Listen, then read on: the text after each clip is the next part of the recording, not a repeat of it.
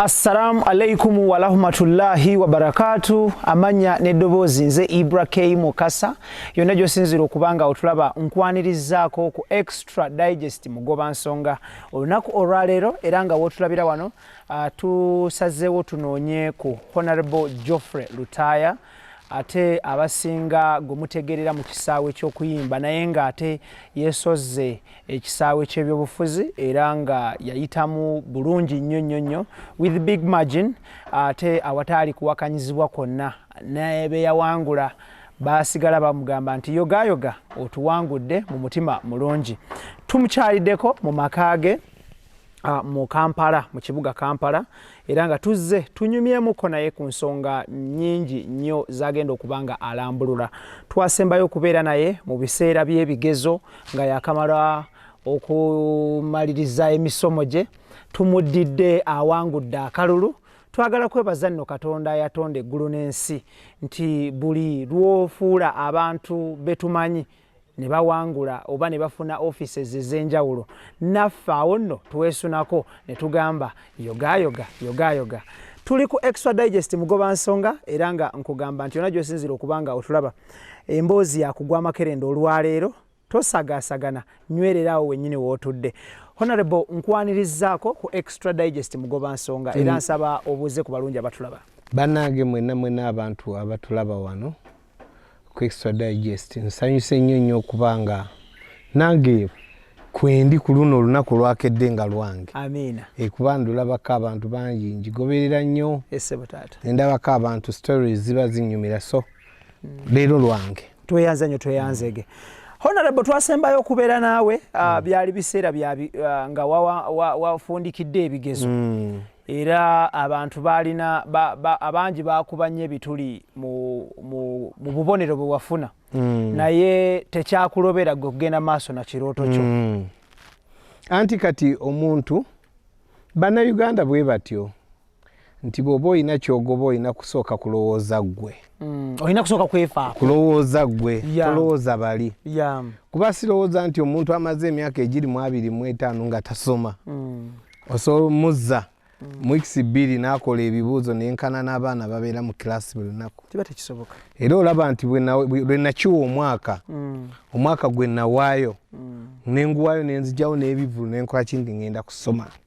Era nasoma bulungi. Kuba n'emabega nasomanga bulungi. So kino lwe nakiwa obudde era nasoma bulungi. In fact nali musanyufu nnyo ne points ze nafuna okuba nti zaali so okumpisaawo okugenda ku level endala olw'ensonga nti omuntu amaze emyaka egisukka mu 20 nga ndi mbidongo okuleetera olupapula yingira bucha bakubuuza ekinja ekitire bakubuuza maji rebellion ng'okyabijjukira ebimu kwegana lwana nyera nebaza Katonda okuba nti n'ekyo kye nakola nakikola kuba ebbanga lyali ddene.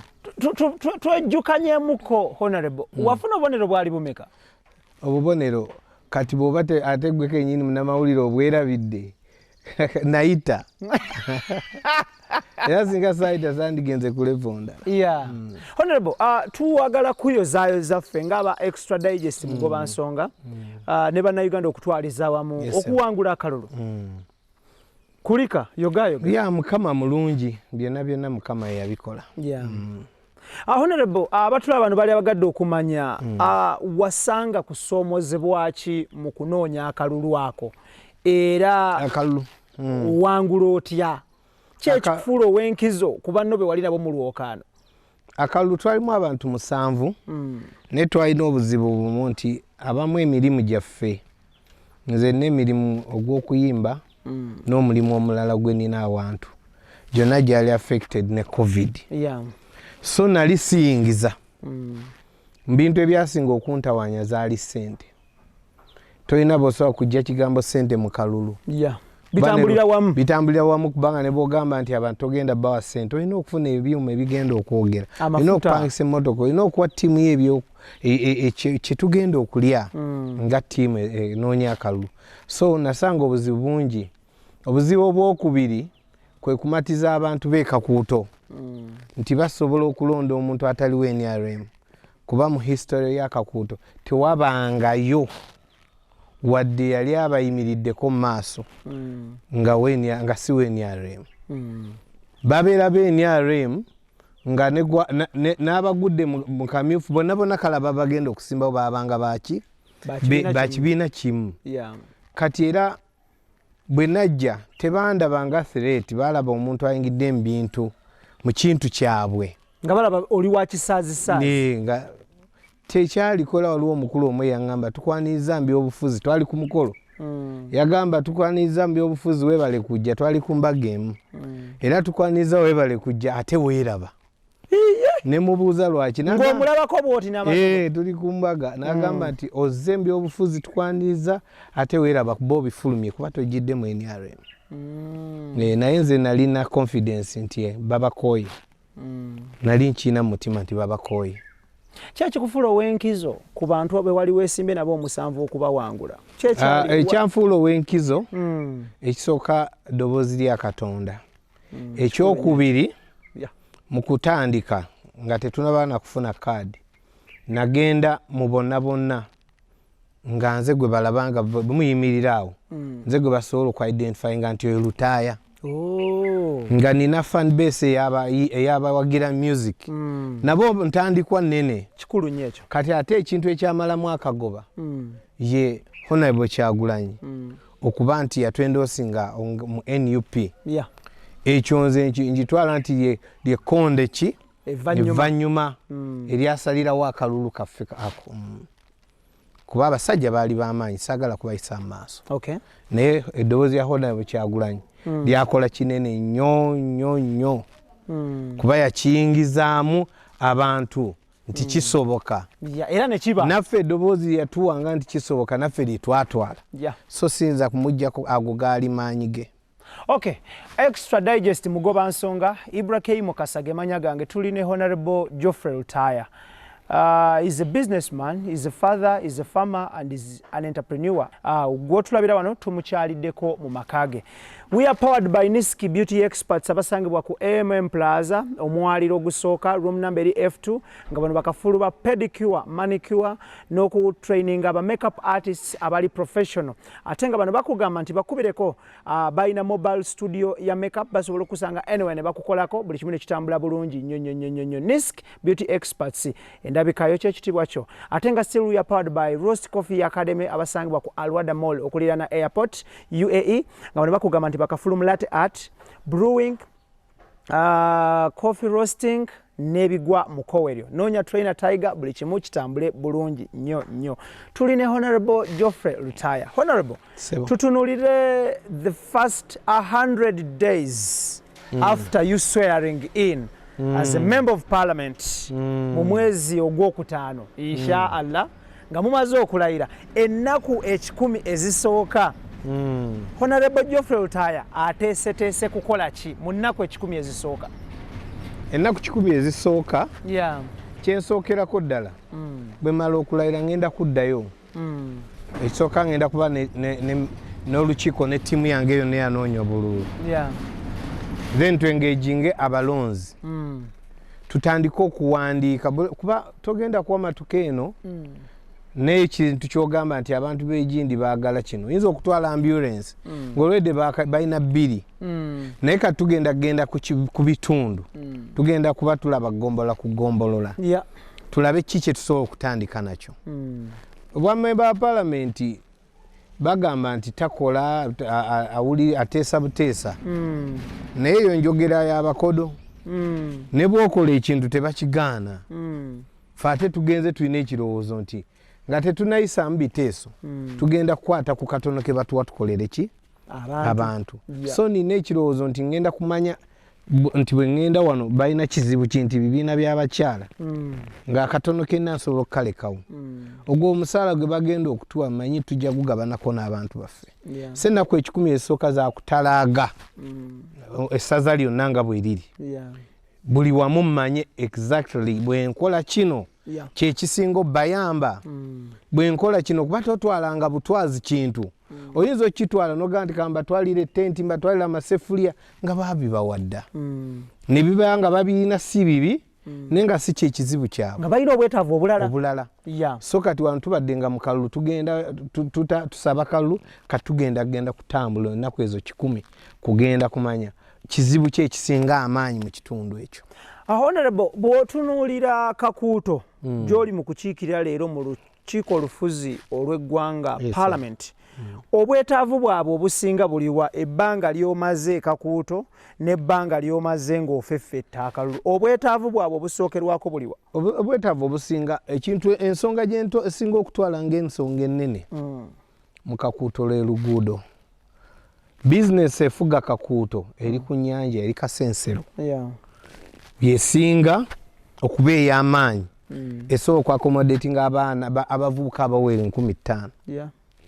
Naye waliwo ekiseera we kituuka ng'oluguudo olwo lwasalibwa ku Uganda ng'abantu bafa n'okufa eyo nga ne bannayuganda eno abasigadde temumanya ng'ebyeri bikwata ku beeri tebituuka ku beeno n'ekkubo lyasalibwako dda nga tewali muntu asala kuva eyo kujjako eno. Ebyo bye tubadde tunnyonnyola abantu nti bannaye mwe mwali mukirabyeko nga bakitebolinga ku floor ya Parliament. Naye nga waliwo juzi omusajja yakuba ekifaananyi enkuba bwe yatonnya emabegaawo. Waliwo omwami yakuba ekifaananyi n'alaga omuwala bamuyita Nalugemwa. Yayagala okuzaala nga talina wazaalira. Jjukira amazzi eri gaasazeeko abantu ekkubo abeeri babeera eri ne Uganda ebeera eno. Kati ekkubo ne limusalako ng'awulira ayagala kuzaala naye alemereddwa n'afuna owa booda n'amugamba tugende tugezeeko. Bwe guba gayingira nja gayingira ne baagenda okugatuukako n'owa booda nga talina kyakkola ki kyagakolera nga mangi nnyo. Omuwala n'avaako ku piki n'azaalira awo n'afiira awo n'omwana we n'afiira awo. Oli n'abakuba ekifaananyi n'owa booda nga ali ku mirambo ebiri agitunuulidde bw'ati. Ebyo yali emmanduso gy'osobola okuleeta ku floor ya Parliament obagambe nti bino gyebiri bya ddala gyebiri.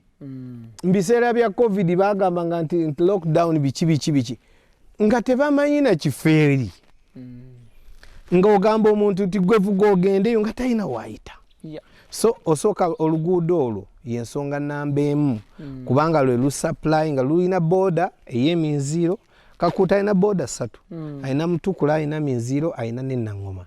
Oba tosobola kugenda ku booda y'Ennangoma oba tosobola kugenda ku booda y'Eminziiro singa amazzi ago gasala. So kireetera omuntu okuba nti n'omuntu alwadde ekintu ekitono asobola okufiirayo. So ebyo byebintu olw'entambula. Ne tudda ku kintu ekirala ky'ekyamalwaliro nti oyinza okusanga okuva e Kasensero okutuuka bwe bayita ku kyapa ku main lugende Mutukula ng'eddwaliro eririwo oyinza okugamba nti eddwaliro liri Kyebe. Naye ng'oyinza okutuuka mu ddwaliro nga kigambo ddwaliro kye baawandiika ku kizimbe n'onoonya nti singamba n'omulwadde wange ng'alwadde bw'ati ne bw'ati ne bw'ati basobola omujjanjaba mutuufu nga tebakola ki tebasobola. So ebyo ebintu byebintu ebisinga okutuluma. Then n'amasomero ebyenjigiriza nti ogenda n'otunuulira ekitundu nga kinene nnyo okuvanga e Kasensero paka obawa nga tewali secondary school nga bw'otuuka ku ye Nazareth ate ng'eri expensive awalala wonna Kasensero yonna town council tewali waddeemu. In fact tewaliwo na primary school e Kasensero. Nti kati ebyo byebintu bye tugenda okuga nti abaana baffe banaakompiitinga n'abaani nga tebasobola kuvuganya nga mbutuufu mu ku job market tebajja kuvuganya okujjako nga tusituse netukwatira wamu. Kati n'ensonga endala ewaffe tuli balimi naye mu Parliament muno abantu abasinga si balimi. Mulimu abalimi batono abamu bamanyi kugula birime ne bakola kampani zaabwe ne bagula ebirime ku bantu abo abanaku ne basuubuza. Naye twagala okuteekawo system era mmanyi ku bintu byenja okwogerako mu Parliament kuba nja kwogera ekintu kyenja okwogerako y'engeri y'okuba nti omuntu asobola okugamba okuwa omulimi obuvumu nti osobola okulima ebijanjaalo naye n'obeera ng'oli sure nti nja bifunamu amagoba. Naye kati omuntu agula ensawo y'ebijanja emitwalo kamba 35 agenda okutuuka obitunda ng'ensawo eri ku mitwalo 16 yali abulooni era mu kyalo osanga banka zitaddeko for sale n'ogamba kati ku mayumba g'abantu nga teyazinywamu mwenge yalima byalima ne bigwe ebbeeyi naye support ya gavumenti nebula. Gavumenti erina okuteekawo coolers nebanga ebintu ebyo ebigula mu bantu nebiteeka ku bbeeyi nebibagulako ku bbeeyi gye basuubira yo nebiteeka mu coolers. Akatale bwe kajja nekola ki nebitunda kuba yeeyina capacity. Togenda kugamba senga wange ali eri emiti ebiri alima nti ebijanjalo biteeke mu kula talina wagenda jijja. So ensonga lwaki ebintu ebyo byakolanga ku byoku marketing emanyi coffee marketing board na biki babijjawo bakola ensobi nene nnyo basobole bo okubanga babigulanga bo single-handedly sekinom yo linafuna deal e Kenya nasala ebbeeyi ya wano nakola kino nasala ebbeeyi ya bano. So ensonga gyenjala okuteesa nti omuntu abeere ne confidence nti omulimi byalima ajja kufunamu amagoba. Okay, tuli ku extra digest mugoba nsonga tuli ne Honorable Geofrey Lutaya. Tutunulira enteekateeka ye mu lukiiko olufuzi olw'eggwanga, that is parliament, era nga nkugamba nti oli ku extra digest mugoba nsonga. Tuteewamu ssente aba Roast Coffee Academy abasangibwa ku Alwada Mall okuliraana airport nga bakafulu ba latte art brewing coffee roasting nebigwa mu Koweryo, era nga bakugamba nti bw'oba obaagala kwatagana ne trainer Tiger namba yabwe essimu eyitawo wansi awo. Ate nga bo aba Niski beauty experts bagamba bafuddeyo nnyo ku ndabikayo because endabikayo kye kitibwa kyo, era nga bakugamba beekwate ku kya pedicure manicure ne makeup. Ate nga naawe ayagala okuyiga okola makeup ng'omulimu obeere professional, aba Niski beauty experts bajja kukwasaganya. Honorable Sebo, njagala tutunulire of late waliwo banywanyi bo mikwano gyo baganda bo babaka banno abalindiridde okulayira naye nga abantu batandise okukuba obuwanguzi bwabwe okubukubamu ebituli. Ekyokulabirako Honorable Muhammad Segirinya waliwo omwami yavuddeyo n'akuba ebituli mu buwanguzi bwe n'agamba nti obuyigirize bwe bwa kiboggwe era yogayoga nga wuuyo addukidde mu mbuga z'amateeka. Ekintu ekyo nsobola kyogerako kimu. Byo wabirabye byenjogerako? Nabirabye. Okay. Namukubidde nako omukulu naye ng'essimu yebadde etagikwata. Wakubidde ani? Honorable Segirinya oba yawaabye? Nabadde nkubira Honorable Segirinya naye nga alabika abadde essimu eri busy. Nti okuwaaba ddembe lya muntu. Kati ebw'obanga kyowaabe ng'okinako obukakafu n'okiwangula kirungi. Naye nga bangi nnyo bawaabye ne bibakola ki? Ne bibadda ku matama. Nze nsabira ekintu kimu nti Honorable Segirinya aveemu bulungi mu kintu ng'awangudde omusango. Naye kubanga okuwaaba omuntu alina eddembe okuwaaba bw'aba alina kyemulugunya. Naye abantu bangi nnyo bawaaba ebintu ate ne batabiwangula. Okay, eyo nga tuvuddeyo still era ku nsonga za kooti neo misango. Kooti ensukkulumu eya Uganda wabirabye ebyagenze mu maaso. Katemba wamulabye, buli kimu wakirabye, emizindalo gyaggiddwako, amatala gaggiddwako, tenti weema zassiddwa wansi. Abalamuzi bafulumye ne bagamba tuwumulamu kati tukomawo tebaakomyewo. Ate omulamuzi omukyala Esther Kisaache n'akomawo n'awa ensala ye wakati mu kusika omuguwa n'ebigwa mu Koweryo. Oyinza kyogerako ki nga munnayuganda nga munnabyabufuzi ate nga omubaka omulonde? Omanyi Abaganda bagamba nti nnyini kiggwa yakiweebuula. Ffe wano tukuze n'okulengeza obulengeza abantu abambadde ekintu ekyo ne bobeera ku TV ne byoyogera osirika. Omanyi be basalawo be balina amazima agakola ki? Agenkomeredde. Kati kiri mikono gyabwe. Ffe tuli ku TV tulaba. Kati bo bakole bye bakola ki? Bye bakola. Ekirungi kati bakkiriza TV tubalaba. Tubataddeko amaaso tukola ki? Tubalaba. Bo bakole kye bakola. Be bamanyi kye basize mu mulimu gwabwe.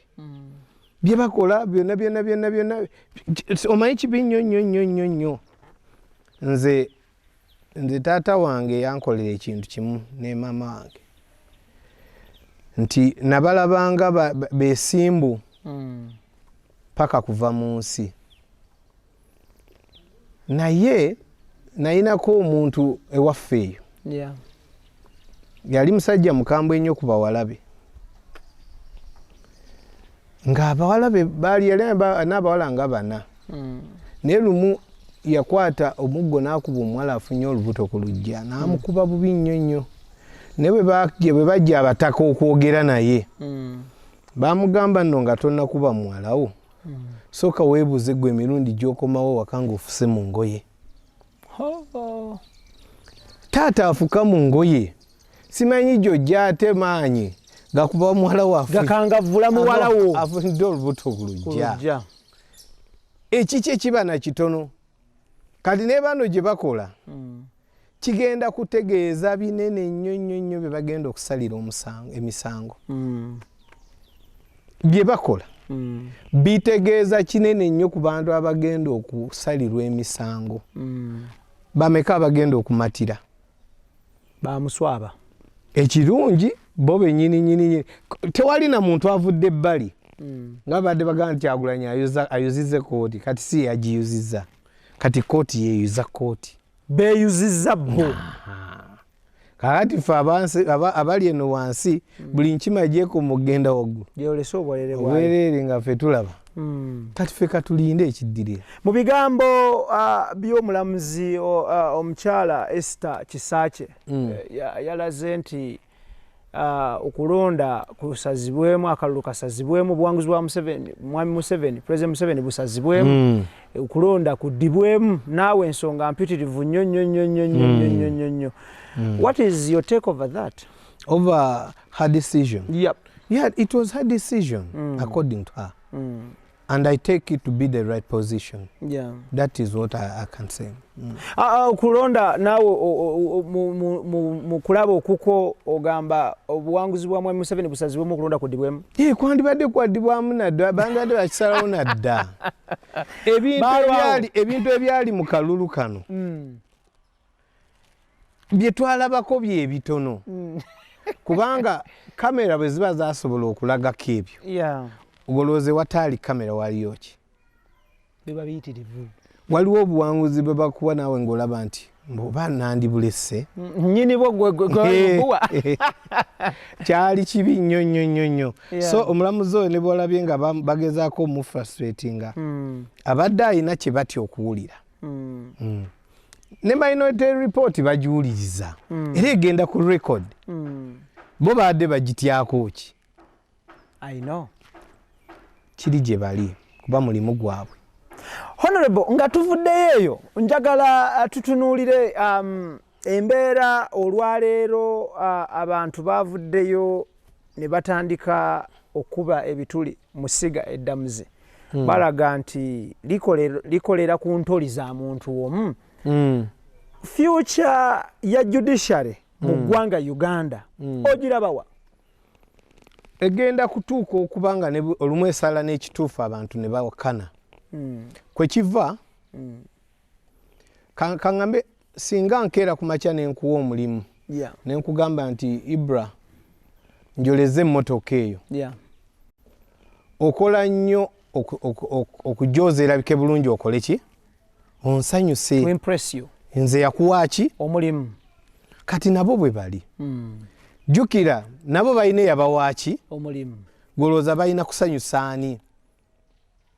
Of course yabawa omulimu eyakuwa omulimu kasita agukuwa buli kyokola ogamba boosi wange anaagamba atya anandaba atya anaawulira atya boosi wange yampa omulimu agenda kukiraba atya nga nkikoze kwegamba olina okuimpressinga boosi wo nze kyendowooza nti oba system yandikyuse abantu abo ne balondebwa nga bulondebwa nga si president yabalonda nga bakubwako kalulu. Yes, abantu bamanyi credibility z'abantu wano mu Uganda ne bagamba looyo oyo nno tomukozesa kozesa oli oyo kati abantu baba bamanyi era bagenda okukuba obululu oyinza okulaba nga abamu babasudde ne beerondera abantu abaabwe ne bw'ogamba nti president alonze abalamuzi ne lutuuka enkya nga ye gwe balina kiringa ng'omuntu tebatukkiriza kati nze nga wano sisobola kuzimbawo poliisi kituufu bwe ngamba nti poliisi ngizimbye mujje mubeere wano ewange watya singa nze n'abanziza omusango kinaggwa kitya eyinza okujja enkwatira ewange ate ng'eri wange ebeera compromised butereevu kaakati nesiga eddamuzi bwe ndowooza nze ng'omuntu tibandibadde abalamuzi balondebwa bulondebwa nga tebalina muntu yenna abayinako buyinza. Okay. Honorable, nga tuvuddeyo eyo tukkiridde amawulire ku social media before even okulayira kwammwe nga gafubutuka ku mikutu egy'enjawulo ku social media ne munnamawulire omu oba n'abamawulire ab'enjawulo nga galaga nti muli ku lukalala olwagenze ne mulya ssente ne mufuna ssente okuva eri ekibiina ekiri mu buyinza ekya NRM era nga ku lukalala kuno kuliko gwe Honorable Hilary Kiyaga abasinga bamanyi nga Hildeman, Honorable Kayemba Solo, manager wa Rema ne Chris Evans, ne kubaako ne munnamateeka ate nga Honorable omukyala Shamimu Malende n'abalala. Mu kusooka nyinza okukyogerako nti oba omwami akikola omanyi ebintu byemuteeka ku YouTube ebyo ndowooza mufunamu singa subscription eba nnene si bwe kiri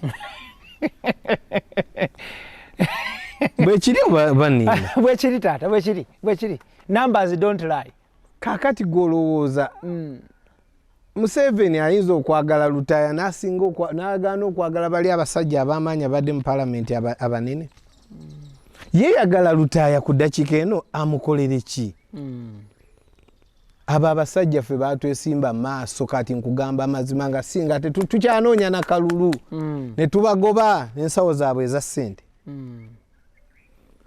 kuba ssente tezimala nze wabula erinnya lye naleka mba lutaaya mutabani wange ajja kuba lutaaya n'omuzzukulu ajja kuba lutaaya kintu kyonna kyendikola nga kimuswaza kijja kusigala mu famire kimuddira kati nenwana nzekka mu bulumi obungi n'empangula neŋŋaana okulya wali nga nkyanoonya akalulu kati ate ndye nga maze okuwangula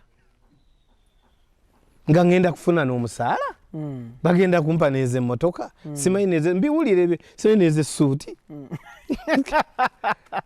owulira biwulire sinagendayo neŋŋamba nti kati ono timing ekintu kye kisobola okukola naye tesi kiwangaazi kuba that is total deception omuntu aba akulaba nti olimba singa bagamba nti yalya abadde alya wali anoonya akalulu biki omuntu ayinza okukirowooza ye gamba nti abayimbi abamanyifu bosobola okuteeka ku platform yo ne baba subscribinga be baalidde ssente abatali bamanyifu ab'enakapiripiriiti bo abaayo tebabaagala fe abamanyifu boteeka ku platform yo abantu ne bakusubscribinga fe twalidde ani asobola okumatiza okulya ssente za Museveni zirina buzibu ki no ensi egamba kirala abaana bali mu makomera kati njaga nkubula IBRAH bano betulabako nga bafa batono obulumi emiranga egiri eyo abaana balaba babaleeta ku TV nga mubaleeta baawunga tebamanyi na bye boogera nga balenya ng'ogattako okugamba nti omuliddemu olukwe oyo oba olina omutima gwoba toli muzadde ng'esente ogenda nze nalina ssente kati ka IBRAH kankonyumizeyo ekintu nali nzijanjaba maama ensambya nalina ssente zange ku akawunti nga maama amaze emyaka 5 mu ddwaliro naye nga akola nnyo sayini eziraga nti alina kyagala okukola ki okuŋŋamba nga n'eddoboozi oliwula ng'erijja ne muteekako bwenti kutu ne kikola ki ekigaana kati ne wabaawo dokita gwe baagamba nti n'aŋŋamba dokita ne baŋŋamba tugenda kuleeta dokita asobole omuggyamukko akantu ekigamba ayatule kyakola ki kyakugamba nina ne mukwano gwange ali bweru nampeeza ssente nnyingi nnyo nagamba asasule ne ŋŋamba kale naye twatuula ku ddwaliro awo ne ssente zaffe nezitabayamba ekigambo kyagaana mu maama tekyavaayo kibi nnyo era ennaku ze nali ndowooza nti badokita bamwetayiridde nnyo ate mwe yafiira. So muke ssente tezaakola manyi nti ssente zirina omugaso naye ziremererwa zirina bwe zituuka ne zikoma yeah. Kati nze ntetenkanya n'ebirala matiza na bigambo naye teri alimatiza na kunkyusa kyange lwa ssente. Nze nayogera dda siwagira NRM siwagira mu 7 mpagira Bobi Wine Kyagulanyi Ssentamu oli ne bwaleeta miliyoni meka era sagala kugamba nti tetufunangako bikemu bye batugamba ebyo babitugamba era oli akitugamba n'essimu yetu giteekako nti setaani essimu ebadde ekukubira eyo ogiweereza abantu nti teekamu essimu ya setaani nze sente kati bazimpadde ndi mu kubakubaano tebazimanja wajja zisesema mbanja zisesema tebakuwa sente nti zizo gende wo sente zaabwe ziringa mukene omusiikira eri n'afubutukira eri sente z'abaana kasi tozirya nti kati ogenze mazo zirya nze ne famire wange ziringa semutundu ziringa mpuuta olina okubaako byokola ebikulaga abantu nti sente wazikola ki wazirya kati nze ngenda kale mbenzirya ne mbakolera ki kubanja kusigala buli wengenda magansiri mwagezi wamwe nze ndi wa nope ate nja kufanga sikyuka sirina kinkyusa nze mbeera mu nju omwo n'emitwalo 3 ne malamu n'ennaku 2 nga sifulumyeko nawabu eja dola emitwalo gino egya bulijjo Uganda naye nga ndi mu mativu nti sente zino emitwalo 3 gimmala n'abaana bange ne famire yange kubanga tegiriimu miranga. Tolinaamu ssente ya kibi. Sirinaamu ssente ya kibi. Ate sirizikwata. Nkugambye nti tubadde tunonya akalulu n'emmotoka n'engitunda. Nze nali ndina emmotoka wano emmotoka ey'ebbeeyi. Njijjukira.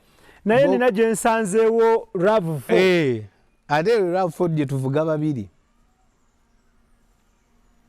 Bw'oyogera ku mbeera akalulu kakamudde nnyo ndaba n'essimu gy'okwata sooka olage essimu abantu honorable tulage abantu essimu eno no feel free honorable tubalage essimu feel free because bw'oyogera ku kintu olina point gy'ogambye nti akalulu ziba ssente enemmotoka zaffe mwe zaagendera so honorable n'essimu gye bayita batya yo babagiyita batya mukwano gwange yajinguliza nno yajigula Bulaaya wano yajigula ku mutaaso oba bizimbe ebinene egenda mu line mmeka 2 line 2 omuliro ekuuma kumala bbanga ki ekuumako ennaku nga 3 kusinza ku bw'oyogera ate network ekasuka etya nungi bagitunda emitwalo 9 oba ogyagala ng'ogizindekera nja gikuleeta honorable tolinayo smartphone no kati si nti sigirina nti sigisobola era njisobola okuba nga mweri nga naye mbadde nina eno naye mbadde kyembaddeko mbadde ngezaako okugamba nti nga twogera ku omuwendo gwa ssente ssente zirina omuwendo zirina omugaso mungi saagala kibuusa maaso era abasajja omu bangi nnyo bazirina ng'omulaba alina ssente naye nga ne mu bantu atyamu nze ogenda kummatiza naki okunzirusa abantu abambeereddewo nti mbaddukeko bwe nakwata ssente za Museveni ssente za Museveni bezaakaswaza bameka tosobola na kubiŋŋamba ebyo tewaliwo na muntu asobola kuyimirira mu maaso gange era bankubira ssimu kuba bakimanyi. Okay, extra digest mugoba nsonga tuli ne honorable Geofrey Lutaya mwami munnabyabufuzi mwami muyimbi ate businessman ate nga taata y'omu ku basajja abalina omukululo ogw'amaanyi mu ggwanga Uganda mu biti ebyenjawulo.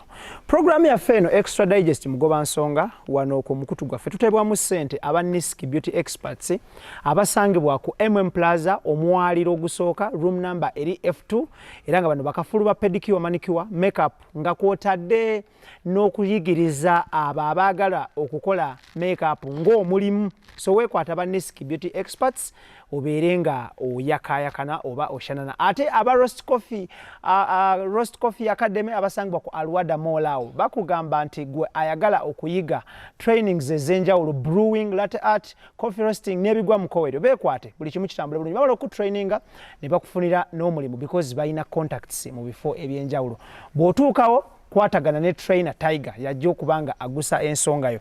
Honorable njala tutunuulire ensonga ey'omwami oba abamawulire abavaayo okubalebula nti mwalya ssente z'ekibiina ekiri mu buyinza ekya NRM. Muzikutte mutya gwe ne banno gwe ng'omuntu single-handedly bali abataliiwo tusooka tutulego ozikutte otya because tandise okulanda. Ensonga eyo principal waffe yagyogeddeko era kwekali ku gundi yagyogeddeko n'agamba tamanyi baani basasula propaganda bantu abo kubanga jjukira basoose kulondayo abantu abali mu fraternity ye mwe yajjira omanyi bagezi bwe tukitunuulira obutunuulizi enkya ogenda okulanga bakuba principal yennyini era tubadde twayogedde koko ne lego team yaffe ya NUP nga bakyala bayinza okkihandolinga kuba oli avaayo n'agamba nti nina n'obujulizi nina ne covid test neŋŋamba bannange ensi etuusaawo kyokka bonna baakuba baana ba Buganda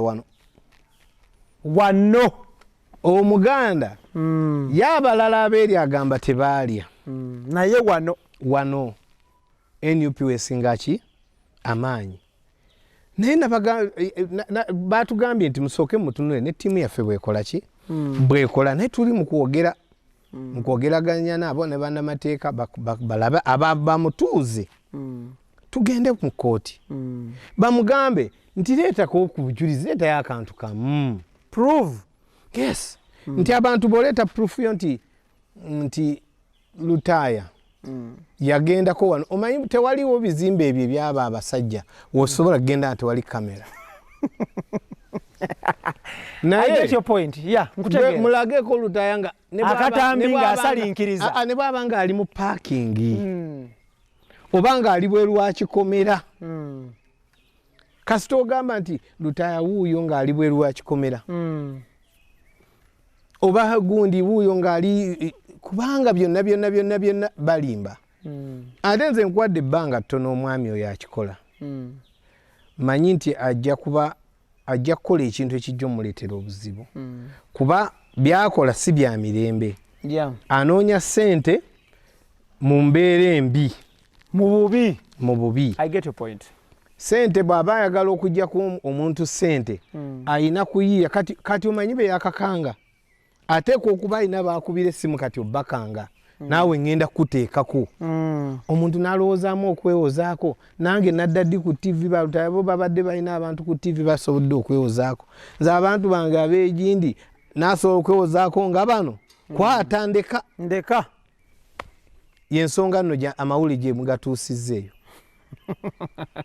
ndeka abantu bali mu kumwegayira buli omu gundi yaddako kati buli ayogera abaddako nga noona agimanyi nti ne bano yawaayiriza bawaayirize abadduka emisinde omugamba ng'obuguutanna ye waaliira awo waaliira naye mmanyi nti tekijja kumalako ne bino kati mu IBRAH mulina gundi nyinyi mulina following ne following yammwe mwazimba nzimbe day by day. Yes. Kati kituuse ne mbanga mufuna abantu bangi ne kati olowooza ekyo ekintu kyakola kisobola okukola emyezi 5 I don't know. Tekisobola kubanga agenda kukyogera bantu balinze ekintu kimu kakasa bwino bwe baazibawera yagamba bwe baazibawera mmanyiwo omuwendo ngumanyi bwe bakolera sime covid mmanyiwo bikikati abantu okwongera omuwagira ng'abasuuliddewo ki bwino wenkomeredde bwe banaamumubuuza n'alimba ekitegeeza nga yoyo bamuta abaatulabyeko era ajja balabako nti akizimbidde mu mbeera ya bubbi yakwagala kujja kunyigiriza muntu amubbeko kakoze eki kayina akuliite mujja kumulaba Nchogeredde wano manyi tiloliddamu okunkolako interview. Nja kukikujjukiza. Honorable nga tuvuddeyo tukkiridde. Njagala ottaanye ku kintu kino okuvaako mu kuyimba okuyingira mu byobufuzi. N'owangula oli successful. Onnyonnyola otya omuntu oba okitaaminga otya omuntu bw'akeera ku makya ne yeebuuza nti mwami Lutaaya olwaleero Honorable Member of Parliament yali omuyimbi w'ettutumu era omuyimbi ow'amaanyi omusomesa ayise mu music okusomesa eggwanga nnyaffe Uganda okucrossinga to Parliament yagikozesezanga fallback position nti music yali atandise okukamira. Kati nyinza okugamba ekisooka sinava music. Music nina okufa naye. Guno si mulimu gwange. Guno ogwa Parliament. Buno obuweereza bwa kabanga. Teweeyagaliranga mu elective position yonna. Kuba leero eddoboozi yogera ggwe enkya lijja kwogera mulala. Naye music wa Lutaaya agenda kusiganga music wa Lutaaya paka. Talikyuka. Wange. So sisobola kuddira n'enteeka mizaani music ne Parliament. Nze ebyobufuzi siyinza kugamba nti sijja giyita for back position kubanga era nga bamugambye nti obeerayo ate nga basobola okujjayo. Nze for back position yange music. Era tonsuubira nti ndigwa. Abeetaaga Lutaaya bamwetaaga buli mwaka. Omanyi nze music wange takyamuukiriza. Era kyova olaba nti oyinza obutandabako wantu. Oluyimba lwe nasemba okufulumya lwa ddiini essaala oba wali oluddeko. Nti naye nze wali oluddeko ku radio nanduleeseyo. N'ate olumanyi. Lwatambula lwokka. Sirinaako omuntu gwe nali nkubiddeko simu. Ne mugamba nti nzanyiraako ki? Oluyimba kuba mmanyi nti nkola ku peesi yange.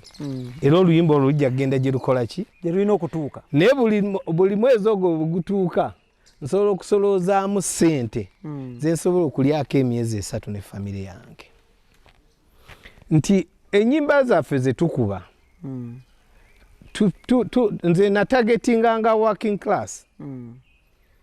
Gwe mwe mbakyamuukirize nga bakyali ku campus. Olunaafuna omulimu gwe obatayiriza. Nze nga mutayiza ng'agamba olaba nga batandika okufuna ebizibu ku mulimu ng'akuba omukisa gwa muno ne bw'ogutta tegufuuka nga ebiri kwali ku mulimu byagala nze okumukkakanya. Sisole yabakyamuukiriza. Wali nze nga tanatandika kukola simwagala. Kubanga talina kyagenda kukuwa. Bw'amala okukola n'ajja mu mbaga omuwala ayaga kweyita miss. Ng'obbira oli miss. Nga nze ndiwo. Naye omwana w'emiti ebiri mutabani wa Kabogoza. Nkugamba nti ntagetinga atandise kukola. I know. Kubanga agenda okukola embaga atandise okukola. Nze kati oŋŋamba otya agenda olabeka embaga nga barapi nga babuuka. Nedda taata. Kati nze gwe ebbaala kanzikulekere. Kuba ebbaala zo. Ebbaala bakaliyo kikola ki? Nze nina wenkulinze. Omuntu oyo gw'okyamuukiriza olutandika n'afuna omulimu nga mukuggyako. Gwe kebera mu kitabo bakuwa ekitabo kyaffaawo. Olabe wiiki ki gye tugenda okutuula. Baagala ali baani bayingize omukolo abagole ku mbaga yaabwe kuba baakikuttemu. Embaga emenye ebitooke. Baavudde mu kilaasi y'okwejubisa. Kati living a real life. Yes, nga we mbaagalira. Naye kati eri mbaagaza ki abaana abato? Sina kyembaagaza. Nabo balina abaabwe. Ate n'abaabwe bali contented nakyo. Yes. Gwe bazimbe zimbaawo obampeereze. Honorable, ogambye ogenda kufa ng'oli muyimbi ofa ne music ate toligwa. Ate nga ngwandagawa. Tusiigire ekifaananyi kya music wa Uganda nga mwenna abasinga empagi luwaga eziwaniridde music wa Uganda muyingidde ebyobufuzi. Ebyobufuzi abantu abasinga ba artists ababiyingiddemu babiyingiddemu singa passion. Naye nga bw'ogamba nti eno batunyigiriza nnyo bo music waffe bamufudde bya bufuzi. gwe tunuulira president omwaka gw'oyinza okulowoozaako nti agenda kwogera ku copyright ogenda mulaba nga agabira bayimbi ssente bamuwagire kitegeeza music amufudde political gw'obadde olaba abayimbi bameka abadde bavaayo okubaako bwe basupportinga Kyagulanyi badde tebamanyi nti muyimbi bakimanyi ne babadde compromised by the state nga babawo ebintuntu ebibaleetera okubeera contented music n'agenda ng'agwa bw'atyo kati waliwo ate abataagala kgenda kubawa banze naliko edda twagendanga mu state house abayimbi bonna president n'atuyita we munyonyo naye nga tayogerako programu yakugamba nti tuzimbe fraternity bwetuti ne bwetuti ayogera kubawa kifo ky'obbawa eddobo ng'abawa kyennyanja yes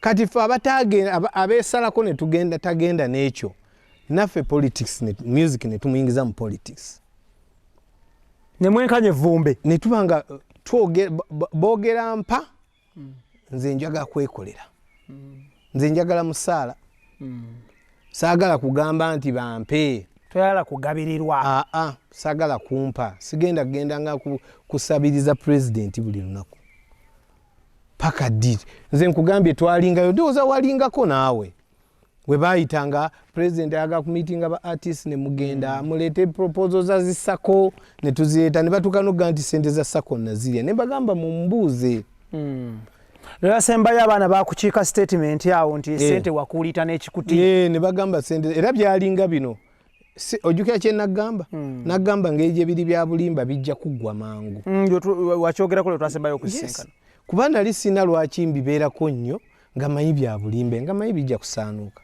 nabagamba mumubuuze kubanga nze saagala kumpa ate sirina ssente zosobola kumpa n'ogamba nti ogenda ezaali za art n'ogamba ate oziteeke ku akawunti yange nabo tebasobola kikola nze saagala kusabiriza njagala kwekolera okay honorable akatalekeka nga tukuta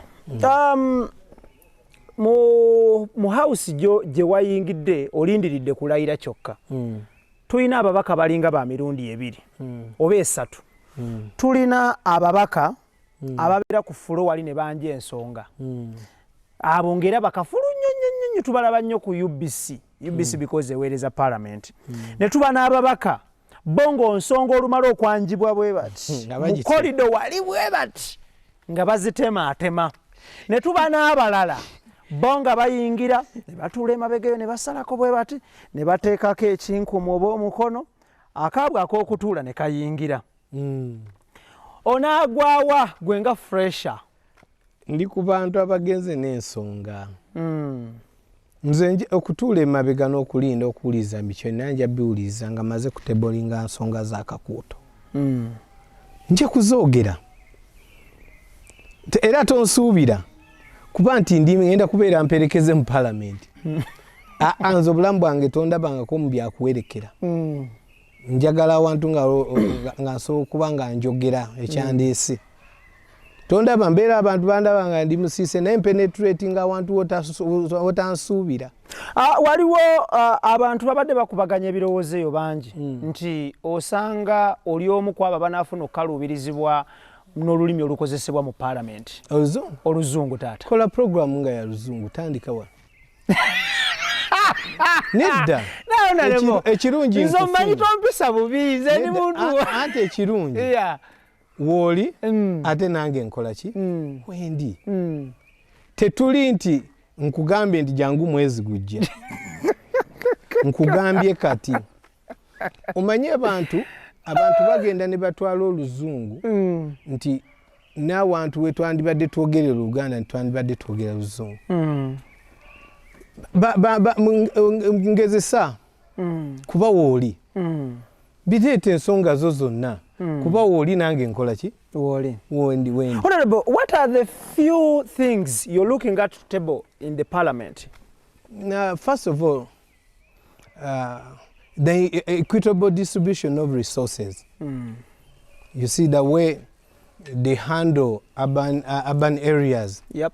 vis-a-vis rural areas. Okay. So I have to table it so that they can, we can also be considered. This time round, for the first time in the history of Uganda, we are having many honorable members who are vying for the post of speakership and deputy speakership. What is your take over that? Now, compared to the previous parliaments? At the moment, I cannot give my take because I'm among the people who are going to vote. So I cannot give my position at the moment. Thank you so much. Many people have been coming out claiming that you people who have just been elected into office have been compromised by the state or the ruling party, that is NRM. And the names mentioned, your name is amongst those names. That is total propaganda. You cannot you just cannot involve Geofrey Retire in those people who can be compromised by President Museveni. Yep. Because I always have been telling you that I'm a noob. I belong to Mr. Kyagulanyi and his party. Wow, that's good. Not NRM. You cannot compromise me. I stand somewhere when I'm firm. So there's no way you can compromise Geofrey Retire. Being that you've been elected into an office which seems to be a bit too busy and occupied, how will you balance music and politics? No. They don't. Parliament does not sit at night. Yeah. And music is always at night. Yeah. After finishing my parliamentary session, I'll go for my music sessions. The previous parliament has had members of parliament who are musicians. 3 of them, if I'm not mistaken. Those who include Honorable Robert Kyagulanyi Ssentamu, Honorable Paul Katolobwama, and Honorable Judith Babiria. But the music industry or the music fraternity claims that those few who have been to parliament have done nothing. And this time around, you are amongst those who have gone to parliament. How are you going to help the music industry or the music fraternity as a whole? How can someone say that they did nothing when we are having the president? We're having someone at the top and you're saying that they did nothing when we're having the president from the music fraternity. Most of their claims, they claim that they needed a ministry of its own, not being squeezed into a ministry like gender or any other ministry. They want us to table that motion. Yeah. But what are their contribution towards our success? That's a good one. Yeah. That's a good one. They haven't contributed anything toward our success. So they should not claim anything. Let them shut up. You have not contributed to my success. Definitely. Then you see me up, you are saying, don't forget me. How? How? I love that. Me, I know the people who sent me to the parliament. Yeah. And I know their contribution. Yeah. And I'm going to respond to them, particularly. Yeah. Yeah. Honorable, let us look at the issue of the world thinking that honorable members of parliament, once they are elected to parliament, they don't mind about the local suffering person down there. Case in point, once you people are sworn in, you are going to get money for cars, travel, medical insurance, among others. Yet these people who vote you into power out there suffering without good roads, without medical facilities which are up to date, without good education system, among others. That's what I told you in the first place. Yeah. Our role is not to share that amount of money with the people from the constituencies. Yeah. But to table the motions, like the imbalance in the provision of social amenities in rural areas vis-a-vis urban areas. So we have to stand on the floor of the parliament and table those motions so that those people can benefit from us. But not sharing those small portions. No, we cannot manage by sharing portions. When President Yoweri Kaguta Museveni was declared as the winner of the general elections of 2021, in his first speech, he said he will make sure you people don't increase your salaries, the MPs. But I don't know whether he has that capacity. I don't know how he's going to manage that. Yeah. But by the way, I don't also support the increasing salaries when other people are suffering. Yeah. But that is how he said that he's among the people who set that position to be like that. Yeah. If at all he said no in the first place, it shouldn't have been the way it is. Yeah. But he's now saying so. Tomorrow you are going to hear him saying opposite, as usual. Yeah. Thank you so much. We would love to have your last remarks to the viewer out there who is watching Extra Digest. Okay, all I can say, I thank you, IBRAH and team. Thank you so much. I thank you so much. It's a pleasure. For being so relevant, by the way, for all that long. It's a pleasure. Yeah. It's a pleasure. Don't be compromised. Don't be compromised like the other friend of ours. Thank you, viewers. We shall not be compromised. Yeah, keep on subscribing. Thank you so much. Is always with us. So much. In case of anything, man. he's going to come back and I give him more. Because my story is so, we shall prolong it. Thank you so much. Next time you come here, I have to give you the story of my life and my family. Definitely, we've not had that interview. We shall have it one day, one time. Yeah, we are going to be having texts. Yeah. Whatever you want, I'm always available. Thank you so much. Yeah. Thank you so much. Okay, we've been having a chat with Honorable Geofrey, a Honorable Member of Parliament, and he's a performing artist, he's a father, he's a businessman and an entrepreneur. The last session was in English to check whether he will be able to debate very well in Parliament, and honestly, he has proved to us he is 100% perfect and he will debate in English. So no worry about it. To the voters of Kakuto, omubaka wamwe abadde tuwayawayamuko mu lulimi olugwira olwa Queen. Ngonchekingamu. Tubadde tugezesa tulabe omuntu gwe mwaweereza Kampala eno kiri kitya wali anaakola atya naye nga musajja agumidde era lwaki agumidde nti visa zonna abadde interview azikola mu luzungu ate atambudde ensi mpitirivu nnyo ng'agenda okuyimba n'okusuubula. Honorable Geoffrey tukwebaza nnyo obuddebo. Weebale kusupportinga mukutu guno buli lwe tukwetaaga n'otuwa interview. Naffe ng'abantu kituyimusa mu bantu eyo bwe tuba tunyumya nammwe abantu ab'omuzinzi ate abalina omukululo. Weebale nakunsupportinga nze ng'omuntu n'okuggala waka wange ne ttiimu yange. Mwebale nnyo bannange nti ndaba nnyo ebintu byammwe naye mukikuume. Amina taata. Era kye mbadde nkugamba nti omuntu bw'alema okuzimba ekintu kyammwe kino mukitta. Aye muyinza okufunamu ekirowoozo ky'oli ali mu kugamba abantu nti eno yonna yattayo buli wagenda bamuyinako omuze bw'agenda ali nga bamuyinako omuze kati n'agamba kantandike kuyiyayiya.